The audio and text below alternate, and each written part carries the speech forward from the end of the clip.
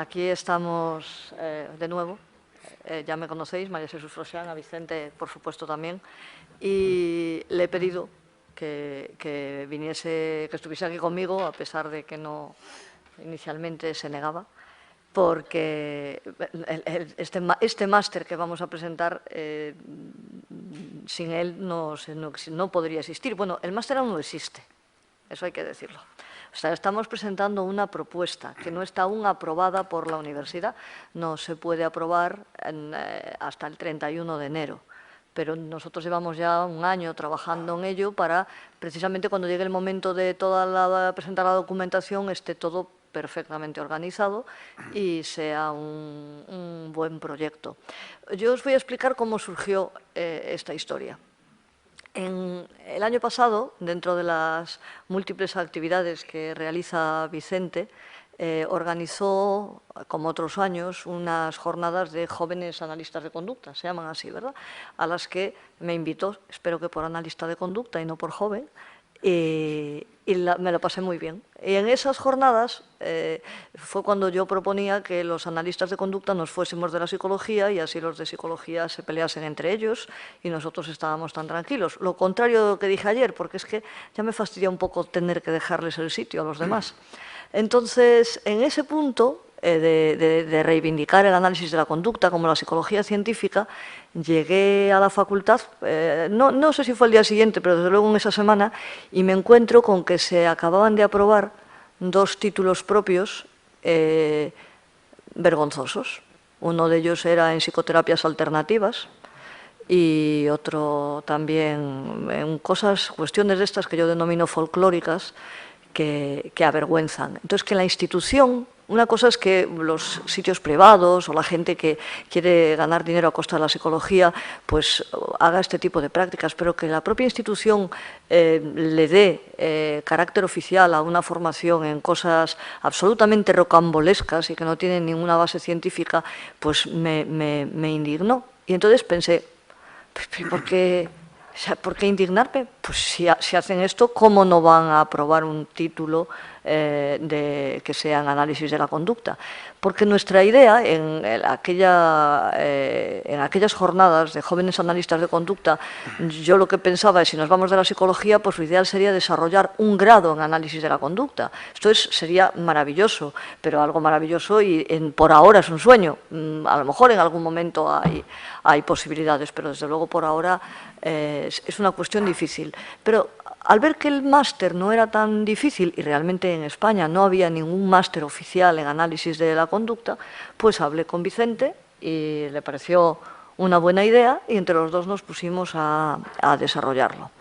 Lo estamos presentando aquí, ya os digo, sin que esté aprobado. Yo entiendo que no hay ninguna razón para que no se apruebe, al menos no hay ninguna razón seria. Otra cosa es que es verdad que no gozamos de muy buena, al menos en la autónoma, de muy buena acogida, los que somos tan críticos con ciertas formas de hacer las cosas. Pero bueno, el máster es impecable en la organización, en la estructura, en el profesorado con el que cuenta y en la idea que tenemos acerca de las prácticas. Entonces, hecha esta presentación, como veis, aquí hay un breve resumen. Sería un máster semipresencial. Lo que queremos es que haya mucho trabajo del estudiante en relación con su profesor, pero no atiborrarlo de clases presenciales que al final acaban siendo agotadoras. Pensamos hacer una clase semanal de 5 horas, probablemente lunes. Los viernes la Facultad de Psicología de la Autónoma está saturada, entonces queremos un día cerca del fin de semana para que si alguien viene de fuera, pues no le sea complicado venir el domingo y quedarse hasta el lunes. O sea, facilitar en ese sentido la asistencia y el trabajo. Pero el trabajo gordo, el trabajo de verdad, es el trabajo de lectura del estudiante con ese asesoramiento continuo por parte de los profesores implicados que ahora los vamos a ir viendo y son muchos.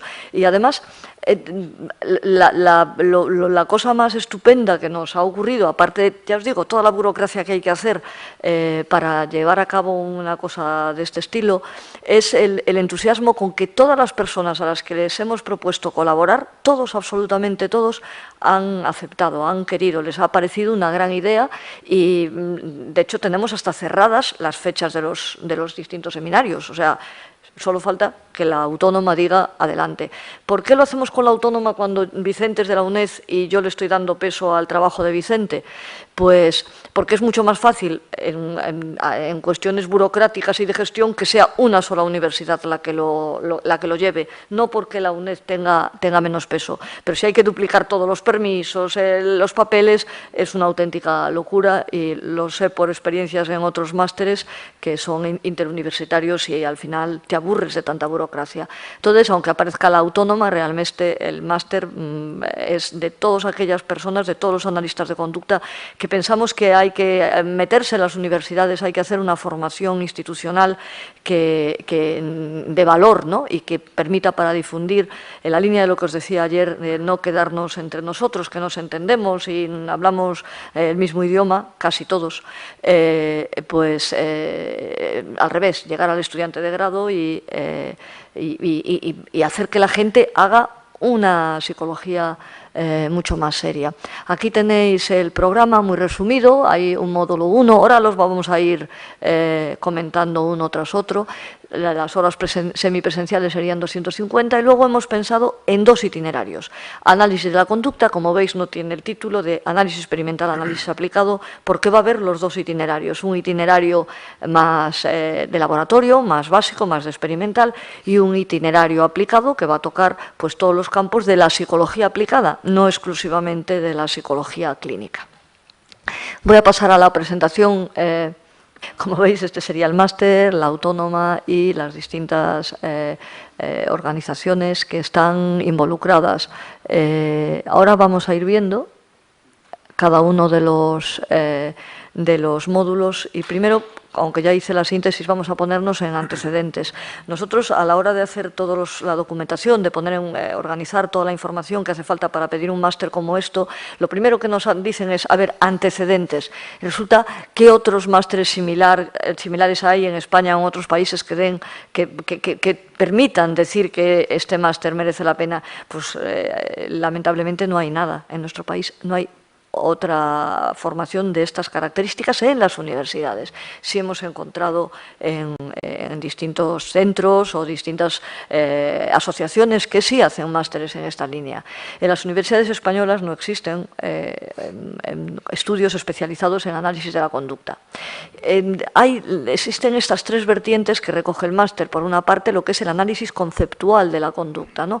Todas las investigaciones filosóficas, teóricas, acerca de conducta, el conocimiento, cuestiones de metodología, toda la parte más que enmarca, ¿no?, cuál es nuestro tema de estudio. Y después tenemos las otras 2 vertientes, el análisis experimental, cual hemos tenido unas buenas muestras aquí ayer, y el análisis aplicado, que es como no podía ser menos, el producto, el fruto directo de todos esos estudios de laboratorio en cualquier campo del comportamiento humano. Estos son los antecedentes. ¿Qué objetivos tenemos? El primer objetivo, el fundamental, es hacer una formación de calidad.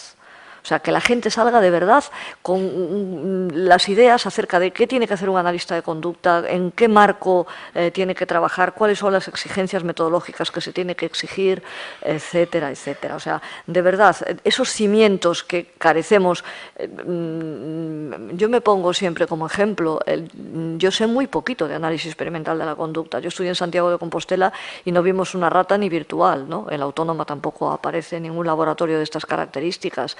Mis conocimientos de aprendizaje fue la lectura de un libro que se llamaba Tarpi y no pasé de ahí. O sea, toda mi formación escasa es precisamente a través de estos congresos y el haber entendido, a lo mejor muy tarde y tenía que haberlo aprendido más joven, que es imposible ser una buena psicóloga aplicada, en mi caso una buena psicóloga clínica, si no conozco los estudios experimentales. Por eso cometemos tantos errores y por eso Héctor Martínez dice que nuestra investigación ahora suena antigua, que estas cosas ya están superadas. Pues nosotros nos tenemos que dar cuenta dándonos de cabeza con los estudios que estamos encontrando. Bien, pues yo creo que todos estos errores que estamos cometiendo los psicólogos aplicados por desconocimiento de esta formación básica, pues este máster de alguna manera, ya que no hay un grado en análisis de la conducta, este máster lo supliría. Y ahí tenéis distintos objetivos específicos que intentaríamos a lo largo de los cursos y del trabajo continuado ir supliendo. Aquí tenéis un programa, hay 2 años, está pensado para 2 años. Durante todo el primer año habría una parte común, todos eligiesen un itinerario u otro, tendrían esa parte general, que es esta fundamentación que serviría para todos, y luego en el segundo año, el primer semestre, ya habría el itinerario de análisis experimental de la conducta y el itinerario de análisis aplicado de la conducta. Y el segundo semestre, todo sería para el análisis experimental, las prácticas en laboratorio; para el análisis aplicado, las prácticas en clínica y en el mundo aplicado en general. Y ahora ya sí le doy el micrófono a Vicente para que continúe con los distintos módulos. Bien, pues en realidad entiendo que toda esta documentación estará disponible en la página web del máster en el momento en que se apruebe, así que en breve podréis encontrar todo el desglose de los contenidos, módulo por módulo. Como ha dicho María Jesús, la idea es que si dividimos todo el máster en semestres, serían 4 semestres, los 2 primeros se dedicarían a lo que hemos llamado parte común, que básicamente pues estarían centrados en 3 módulos: epistemología e historia, fenómenos psicológicos y herramientas básicas para el análisis conductual aplicado y el análisis experimental de la conducta. Esto estaría en los 2 primeros semestres, mientras que después, en el tercer semestre o primer semestre de segundo año, el alumno podría elegir entre 2 itinerarios y entonces se centraría, digamos, en complementos específicos de ese itinerario. Bien, lo que voy a hacer ahora es presentaros someramente un poco en qué consistirían estos módulos. Como veis, el primero de epistemología e historia, y también, sobre todo, dando especial importancia, destacando pues los profesores que se encargarían de cada uno de esos contenidos, que, como veréis, pues son profesionales con una trayectoria bastante amplia, muy reconocidos en el campo de estudio e incluso reconocidos personalmente por probablemente la mayoría de vosotros. Vamos a contar con Marino Pérez, vamos a encontrar con un tal Jesús Gómez, Julio Varela, en los primeros contenidos del primer módulo, que, como digo, filosofía de la ciencia, el conductismo y su relación con el entorno, la explicación, una psicología científica, y también se tratarán algunos hitos históricos y la relevancia que han tenido pues en el desarrollo del análisis conductual. Segundo módulo, pues encontramos contenidos que serían propios de asignaturas como, por ejemplo, que se dan en algunos grados de psicología, como psicología de aprendizaje o aprendizaje y condicionamiento. Obviamente se va a partir de esas bases, pero se va a intentar llegar un poco más lejos, llegar a un nivel de profundización más intenso. Veremos cuestiones relacionadas con el conocimiento clásico y operante, también veremos conducta verbal y se analizarán determinados fenómenos complejos. Aquí contaremos con Carmelo Pérez, con Vicente Pérez, que soy yo, Pablo Adarraga, Andrés García, aquí presente también. Contaremos también con Ricardo Pellón, también de la UNED, Ricardo de Pascual, que también nos sonará a algunos, Santiago Benjumea o, de nuevo, Jesús Gómez. Y, por último, el tercer módulo de esta parte común, que serían herramientas básicas para el desarrollo, digamos, de la puesta en práctica o la generación de conocimiento, tanto en análisis conductual aplicado como en análisis experimental de la conducta. Veremos análisis funcional del comportamiento y herramientas para la experimentación. Nos parecía interesante incluir este módulo, digamos, puente con cada uno de los itinerarios para que todos los alumnos, independientemente de la elección que hiciesen, tuviesen estos conocimientos, por lo menos, asegurados, ¿no? Porque este tipo de habilidades después facilitan mucho el poder incorporar, ya sea de experimental o ya sea de aplicada, los conocimientos del otro área, ¿no? Pues aquí contamos también con María Jesús y con Eduardo Puey. Bien, dentro del primer, le hemos llamado primer itinerario, pero en realidad itinerario 1, itinerario 2 no tiene ninguna importancia en cuanto al número. Veremos método de diseño, contaremos con María Teresa Gutiérrez, Eduardo, Javier Virués y el propio Ricardo Pellón. Veremos métodos y diseño, elementos relacionados con la experimentación, tanto con animales humanos como animales no humanos, líneas de trabajo destacadas que en este momento están, digamos, acaparando la mayoría de las publicaciones en revistas especializadas, pues como pueden ser la conducta adjuntiva, las clases de equivalencia, la teoría de los marcos relacionales, el cuento de tiempo, la generación de reglas y seguimiento instruccional. Y por tanto contaremos también con otros profesores como Luis Antonio Pérez González, François Tournot, o el propio Héctor Martínez, o Miguel Miguens, también de la UNED. ¿Quieres hablar del segundo itinerario tú? Contigo.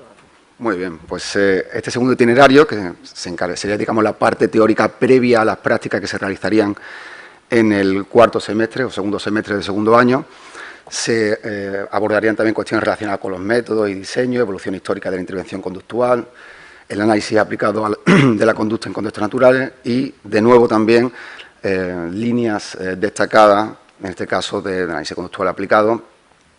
Contaremos con profesores como Ana Calero, Esther Freisa, María Jesús Froján, Ricardo de Pascual, Virginia Bejarano, Miguel Núñez, es la mejor foto que he encontrado tuya, José Manuel Hernández, José Saiz, Antonio Cortines, Javier Virué de nuevo, Nerea Galván. Y una vez superado, digamos, estos contenidos teóricos, por decirlo de alguna forma, aunque como ha dicho María Jesús, nuestra idea es que las exposiciones se concentren lo máximo posible, porque entendemos que pues, la formación de posgrado, muchos de los interesados pues tienen también, digamos, un tiempo limitado, pero la idea es que esté también muy orientado a la realización de actividades, realización de trabajo, que puedan ser corregidos, que haya retroalimentación. Aún así, pues se entiende que ese sería el contenido teórico y una vez superado esta parte del programa, quedaría el último semestre, que sería el primer semestre del año del segundo curso, en el que se realizarían 6 meses de práctica en diferentes centros con los que hemos ya contactado y que se han unido pues muy ilusionados con el proyecto. Si se ha elegido el itinerario de análisis conductual aplicado, por ejemplo, podrían realizar las prácticas en la Fundación Lobas, a cargo de Víctor, o en ITEMA, con María Jesús. Y en caso de que eligiesen el segundo itinerario, pues evidentemente se incorporarían a equipos de investigación con líneas de trabajo que ya están funcionando, pues en laboratorios en los que se trabaje tanto con animales no humanos como con animales humanos, aunque principalmente con animales no humanos. Y eso sí ha representado un cierto reto porque hemos intentado aumentar lo máximo el número de centros en el que se puede realizar esta práctica de laboratorio dentro de España, porque entendemos que muchos de los alumnos no van a tener la oportunidad o los recursos de ir a otros centros, como por ejemplo el Centro de Estudio e Investigaciones del Comportamiento o el Instituto de Neurociencia de la Universidad de Guadalajara, en Guadalajara, México. Pero en Madrid, por ejemplo, podrían hacer las prácticas en el laboratorio tutorizados por Ricardo Pellón en la UNED o por Nuria Olmos en el CEU, en diferentes líneas que están en ese momento desarrollándose allí. Aquí empezamos ya con cuestiones más de tipo administrativas. No sé si quieres seguir tú. Sí, ya os digo que todos son proyectos. Hasta que se apruebe no es posible ni siquiera, o sea, hacer la presentación sí, pero no podemos tener la página web ni cuestiones de este estilo. Habría una preinscripción del 1 de abril al 15 de mayo de 2019, luego un periodo de admisión del 16 de mayo al 15 de junio y luego la matrícula que empezaría en esa fecha y acabaría el 15 de julio para empezar en septiembre de 2019, el 23 de septiembre. El primer semestre sería septiembre-enero y el segundo febrero-mayo, y el coste es el coste que marca la universidad, no tenemos ahí muchas opciones, un pago o fraccionado de 4.500 euros. El proyecto está en esto, lo que es un proyecto que nos ilusiona enormemente, nos parece que puede tener un gran atractivo, que en España, así como en otros países sí los hay, en España no hay nada parecido, y que todas las personas que estamos involucradas, pues esperamos que el año de estreno sea óptimo y solo implique mejoras en los años siguientes. Así que os animamos a interesaros cuando haya una propuesta oficial y a pedir toda la información que queráis al respecto. Y por mí, nada más. Gracias.